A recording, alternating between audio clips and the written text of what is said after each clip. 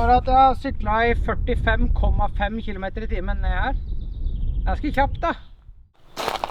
Grom den her da. Ta av teipen og greier. Rett på turboen. Den skal igjen. Skal vi ta en kjapp test der? Åh! Den er litt mjuk. Jeg kjørte på bakhjulet, så sto det wheelie. Er ikke kødd? Ja. Han peip, og så sa det sto det wheelie. Han er for mjuk. Hallo. Han er alt for mjuk. Skal vi bare fikse det kjapt? Ja.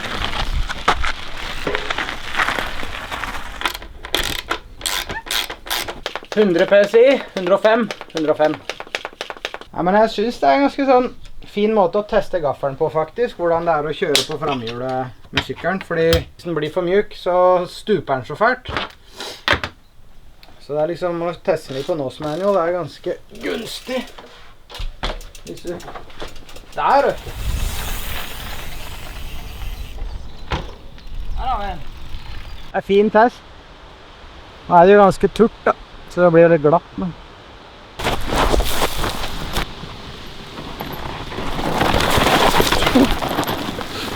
Det var bra nærme i hvert fall. Der skulle jeg stått. Der var hun. My grandmother is 43. Sånn om 25 år. Nei!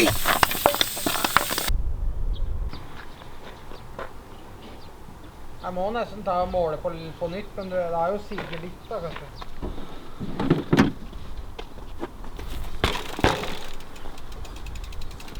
Ja, den er overraskende altetende, så han svelger bare terrenget, men jeg tror det at jeg har lyst til å sette på en litt større brakett her, sånn at jeg får litt brattere styrevinkel. Den kjennes litt Harley Davidson ut akkurat nå. Jeg tror det er venstre over til høyre.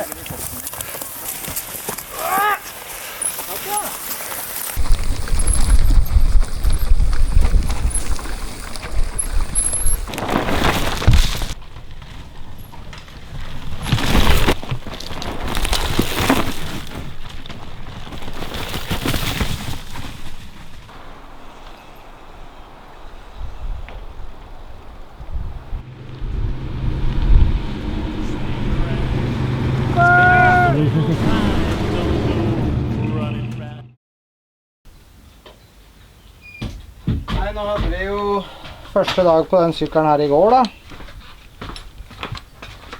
Og etter at vi hadde gjort de forandringene på gafferen og sånn, så han sto litt høyere i vandringa, så lurer jeg på om jeg synes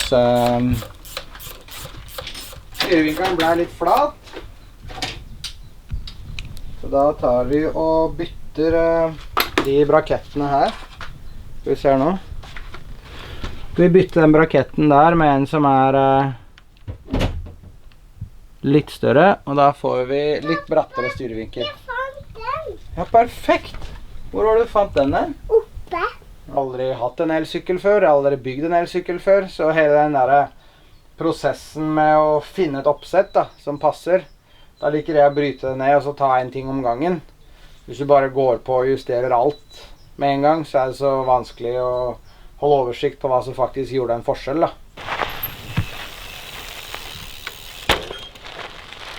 Jump. Jeg hoppet 1 meter, stod det.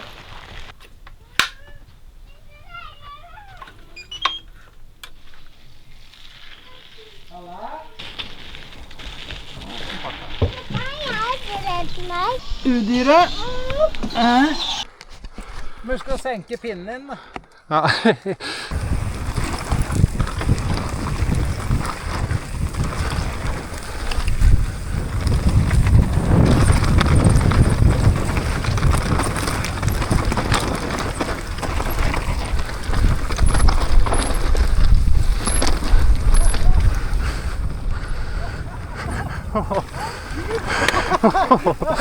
En tur til!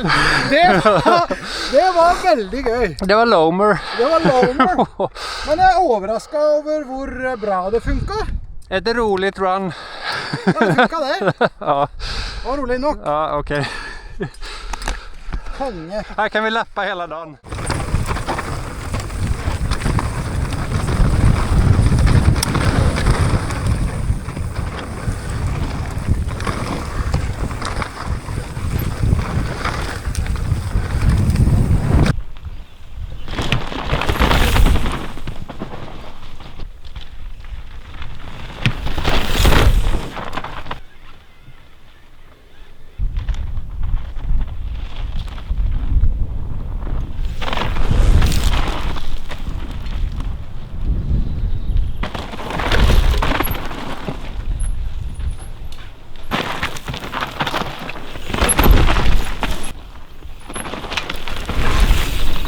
Det står at jeg har syklet i 45,5 km i timen ned her.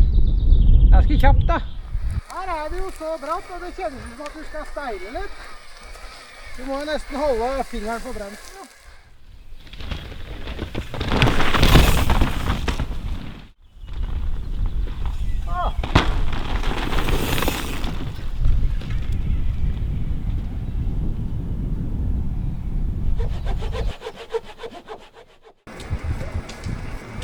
At du beveger deg litt før du går størker, så er det...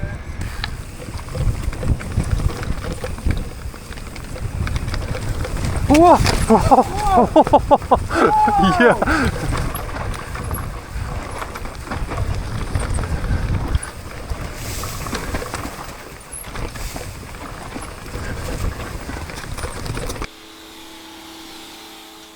Favorittingen min med den sykkelen her da, er at han er jo lakkfri.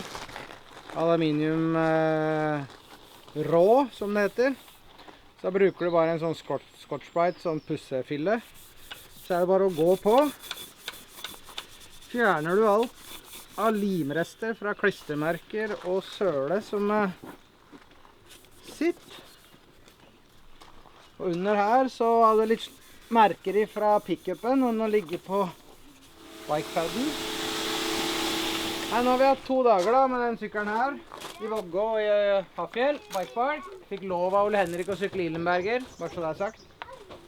Og bomma litt på demperoppsettet rett ut fra garasjen. Må sette den opp mye stivere enn hva jeg først så for meg, så har gått opp til ei 550 fjør bak, opp fra 450, og så har vi lagt i 3 volumspacer i gaffelen.